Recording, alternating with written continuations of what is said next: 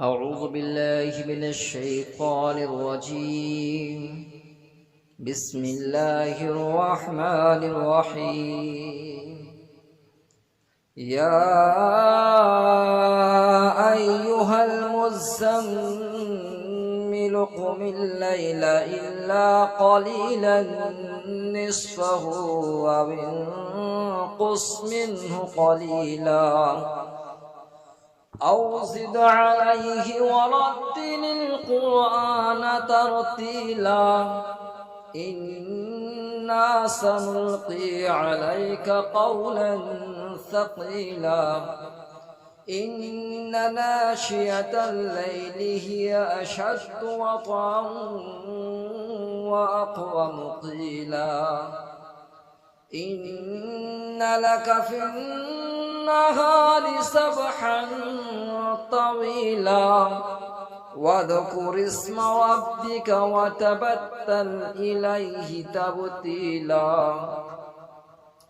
رب المشرق والمغرب لا إله إلا هو فاتخذه وكيلا واصبر على ما يقولون واهجرهم هجرا جميلا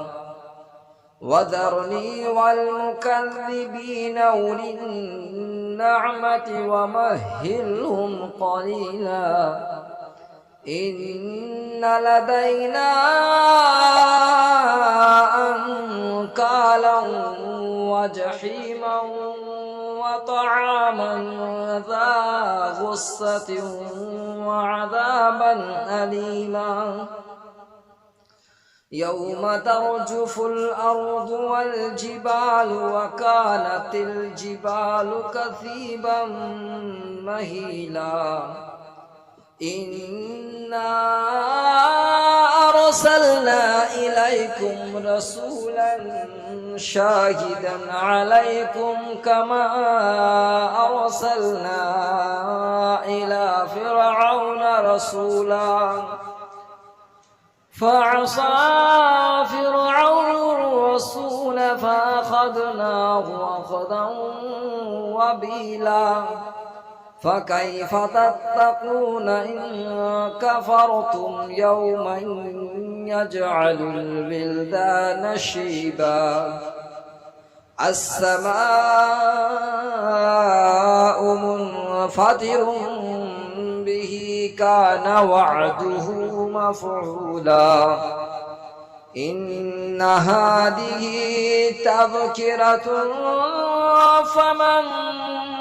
شاء اتخذ إلى ربه سبيلا إن ربك يعلم أنك تقوم أدنى من ثلثي الليل ونصفه وثلثه وطائفة من الذين معك والله يقدر الليل والنهار علم أن لن تحصوه فتاب عليكم فاقرؤوا ما تيسر من القرآن علم أن سيكون منكم مرضى وآخرون يضربون في الأرض يبتغون من